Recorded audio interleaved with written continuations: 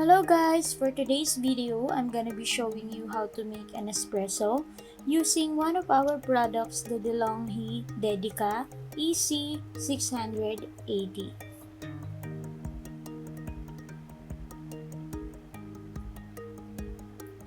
Ayan, first remove natin yung water tank and lagyan muna natin ng water. May max indicator naman siya, so makikita nyo kung gaano lang karami yung dapat na water na ilagay nyo.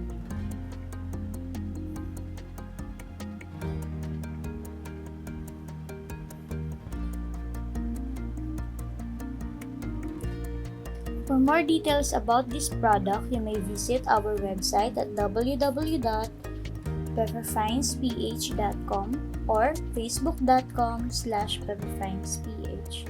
So as you can see, binuksan ko na yung machine and nagbi-blink na ang ating 1-shot and 2-shot indicator. So once nag-stop blinking na siya, ready na yung machine nyo and pwede na kayong mag-start mag-brew. While waiting, prepare muna natin ang ating espresso grounds.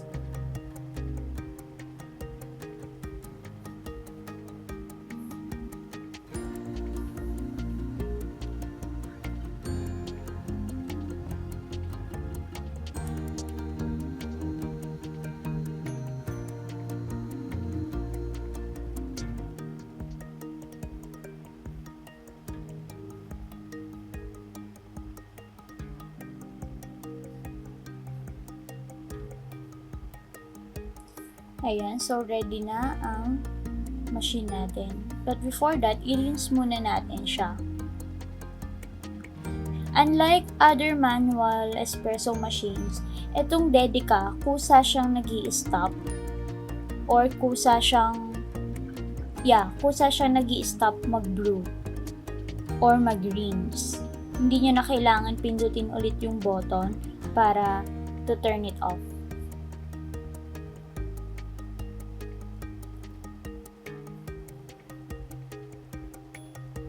So, punasan lang natin ng dry towel. Make sure na dry yung papamunas nyo and ingat lang na konti kasi mainit ang ating extraction valve. So, napaka-importante ng rinsing process before and after mag-brew kasi kailangan maalis natin yung mga nakastock na espresso grounds sa ating extraction valve. Now, insert the portafilter all the way through the center. May indicator din na nakalagay na closed siya. Saan yung i-insert and saan yung close. 1 shot of espresso glass. And pindot natin yung 1 shot of espresso.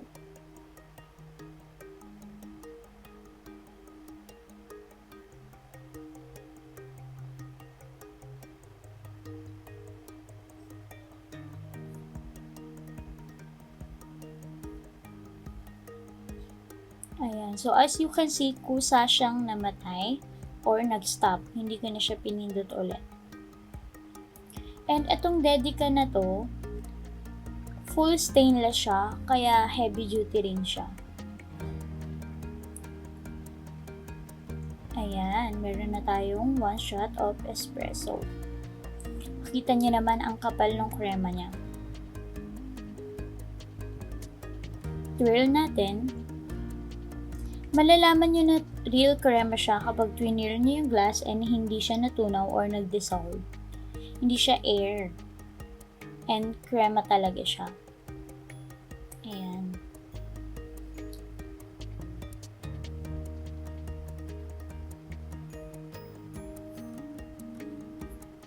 Actually, you can use 2 different portafilter in Dedica. So, ang ginamit ko kanina is called stock portafilter.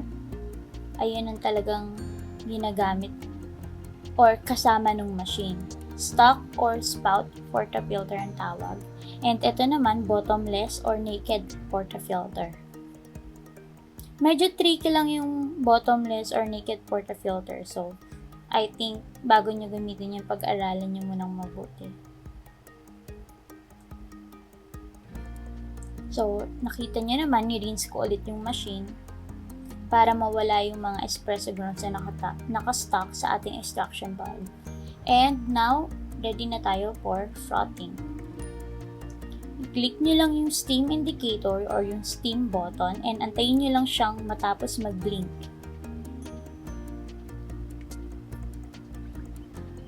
Ayan, so natapos na siya mag-blink, ibig sabihin pwede na tayong mag-start, mag-froth. Pero before tayo mag-start mag-froth, parang rinsing method lang rin, kailangan muna nating i-purge yung steam 1. Ayan. Para mawala yung pressure or mabawasan yung pressure.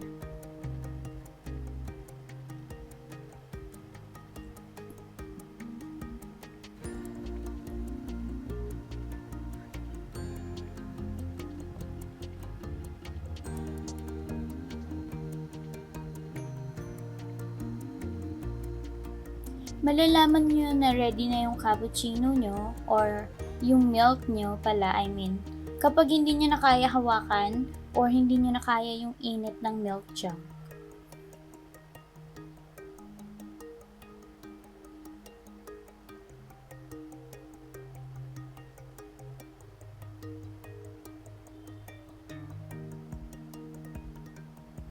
Ayan. Meron na tayong frothed milk. So, punasan nyo ulit yung steam 1 and i-purge ulit natin or mag-release ulit tayo ng steam.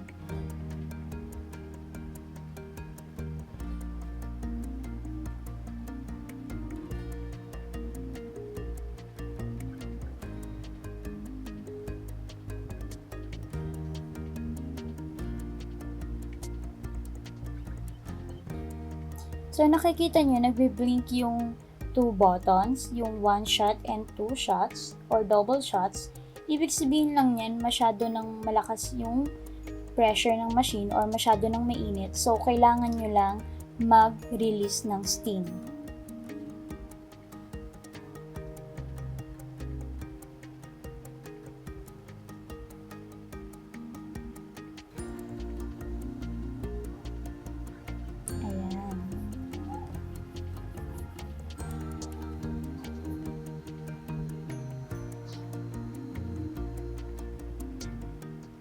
Once you're done, pwede nyo nang patayin yung machine and pwede nyo nang i-transfer ang inyong espresso and frothed milk.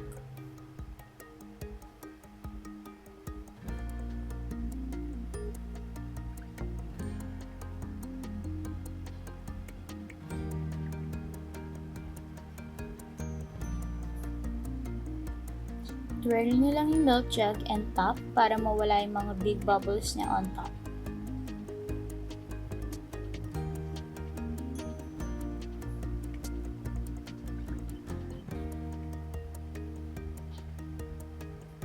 Ayan. So, there you go. Meron na kayong cappuccino. So, for more videos or demo videos, you may visit our website at www.pepperfinesph.com or facebook.com/pepperfinesph. Thanks for watching!